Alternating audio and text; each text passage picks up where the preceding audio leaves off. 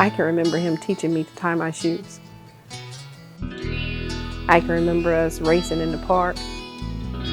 I remember him coming to my track meets, band recitals. Please come to Boston for the springtime. Erica Huddleston is an only child I remember him walking me down the aisle. and a daddy's girl. He kind of joked because he could tell I was nervous. And he said to me under my breath, to hurry up. I remember him just helping me calm down. Erica and her father, Edgar Gist, shared a special bond. And they lie awake at night, figure them back around. My dad had a beautiful voice. He would sing. That was something we did a lot together. Boy, you could come home to you. He loved his two grandsons, and they admired him. I called him Papa. That was my Papa. What stood out for me in regards to my Papa, what made my Papa special, is that he saw you. No matter what was going on, it was unconditional. A lot of times you have to put on airs or be somebody you're not. And I could be Javora. I could be Jay. Major part of my life. Every aspect. But on June 1st, 2021, her life came to a crashing halt. The accident happened on about a Tuesday afternoon, early evening, about 5:30, 6 o'clock. Is when I received the calls from the EMT that my dad had been hit while walking home from the store. He was alive. He had a lot of cuts and bruises, a really bad bruise above his eye. We found out that his ulnar nerve needed to be repaired from the accident. We later found out that his knee was fractured several places. According to the police report, Mr. Gist was at fault. The driver claims he was in the middle of the road, but an eyewitness and Gist himself told a different story. I can remember distinctly seeing his truck coming towards me, and there was no place I could go, As soon as I looked up, and I was totally on the grass at that time, and he just rammed into me. I couldn't even get up after that. I could see blood dripping all over my clothes. I couldn't see this cut over my eye. I could feel the pain in my elbow. Felt like someone had taken it off. Mr. Gist had surgery and was taken to a rehab facility, then came home with Erica. After 1 month, he appeared to be healing. He said, man, I feel amazing. It's amazing the difference a day makes. And he was just so joyful. And I looked at him and I said, I miss you, Papa. And he said, I missed you as soon as you left, Jay. And I didn't know that was gonna be the last time that I would talk to him.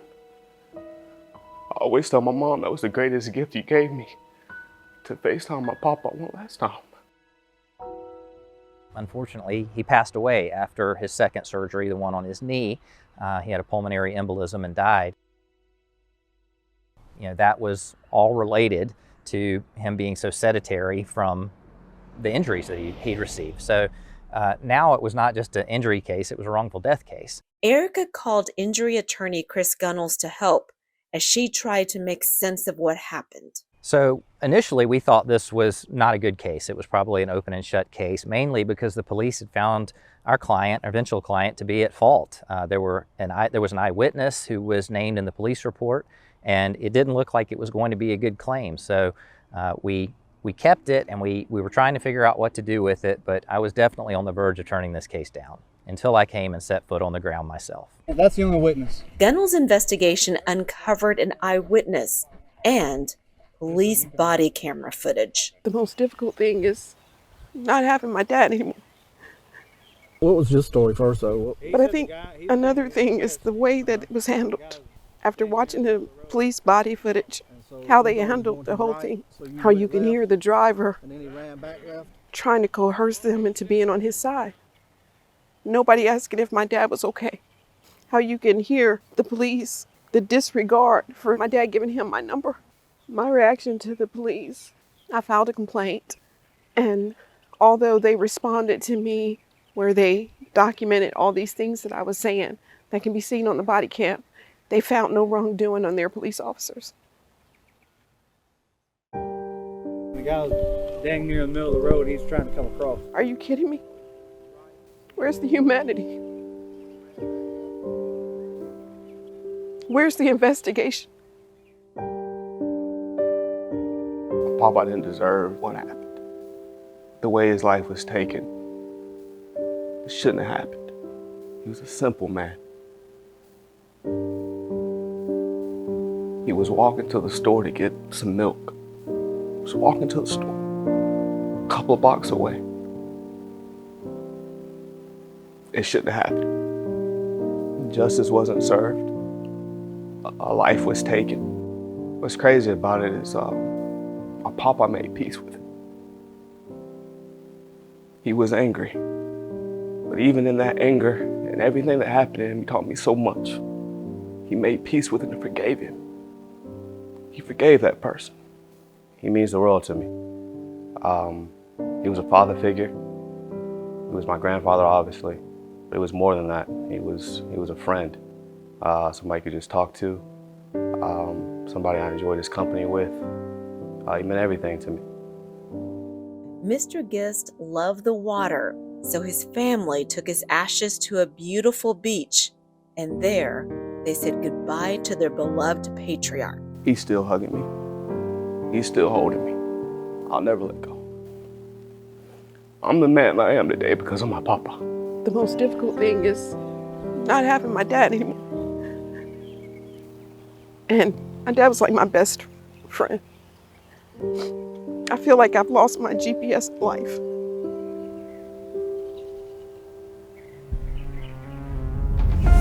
But this is not the end of the story. Stay tuned. We are going to reveal what the Gunnels law firm uncovered after conducting its own investigation. Come back to the scene of the accident and retrace the steps with us. Hear from an eyewitness who was not listed on the police report. Turn up the volume on the police body camera footage and listen in on conversations between officers and the driver, as well as officers and Mr. Gist.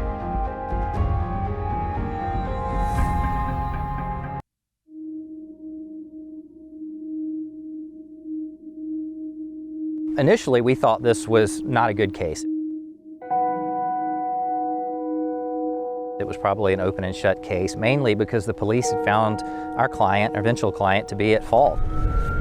He's going to be at fault. He was trying to cross the roadway, and then when he saw the truck, he tried to speed it up. Well, the truck swerved. That's not his fault. He's trying to avoid the collision with the pedestrian. There was an eyewitness who was named in the police report, and it didn't look like it was going to be a good claim. I was definitely on the verge of turning this case down until I came and set foot on the ground myself.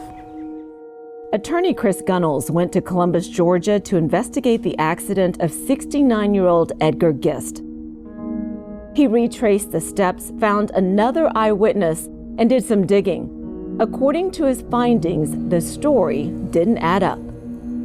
So I went to the left. Right. And he tried to run across.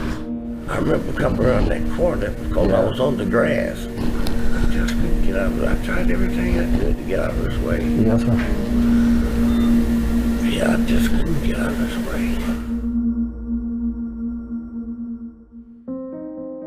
Mr. Gist was walking home from the grocery store when a pickup truck hauling a trailer carrying a 5,000-pound piece of equipment ran into him.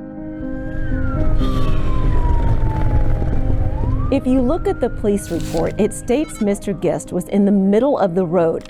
The driver turned left to avoid hitting him, but Mr. Gist also walked left.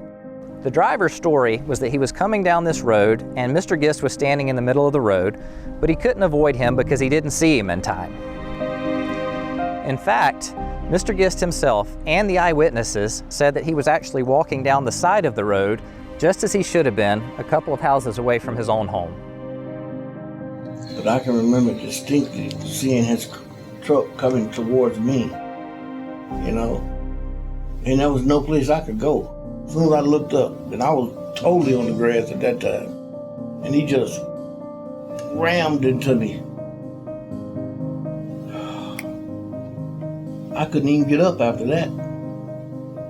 I could see blood dripping all over my clothes. I couldn't see this cut over my eye. I could feel the pain in my elbow.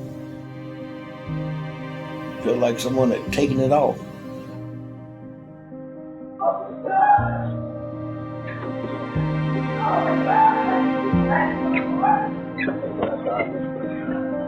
Unfortunately, he passed away after his second surgery, the one on his knee. He had a pulmonary embolism and died. That was all related to him being so sedentary from the injuries that he'd received. So now it was not just an injury case, it was a wrongful death case.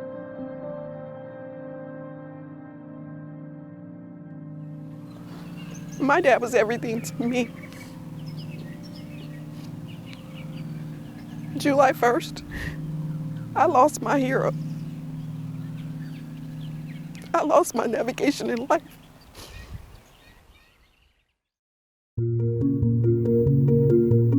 The Gunnels Injury Law team not only returned to the scene of the accident, but they also tested the roadway visibility of the driver. As you can see in these images, even if Mr. Gist had been in the middle of the road, the driver would have had plenty of time to avoid him if he was paying attention and in control of his vehicle. That was just one of numerous inconsistencies. As a result of this extensive investigation, they were able to uncover new evidence that changed this case completely. This case kind of was blown wide open when we were able to get the body cam videos from the officers that responded. They very clearly showed that the way the officers were describing how this event happened and the way the other driver was describing how this had happened was not at all how things went down. And where was the pedestrian at? Like on the yellow line? What was your story first, though? He said the guy, he's coming west, and the guy was dang near the middle of the road. He's trying to come across. And so you thought he was going to the right, so you went left, and then he ran back left? First, they found another person who also witnessed the accident. We are protecting his identity because he's a minor. I heard the guy that was the truck come down the street, so I just looked up, and guessing it jackknifed, and it made the truck lose control. I couldn't get really my mind off of it for the rest of that day or week. But there's no mention of any of that in the police report. They didn't take the time to go speak with people that were around here, even though this young man and his mother were the first to arrive. I believe they are actually the ones that called 911. The gentleman that lived at this house who said, no, he's walking over here. The police wrote in the report he was walking in the middle of the street, which is not what was said. It was very clearly not what the guy said. Hey, did any of y'all see anything? You saw it? What happened? Was he in the middle of the road?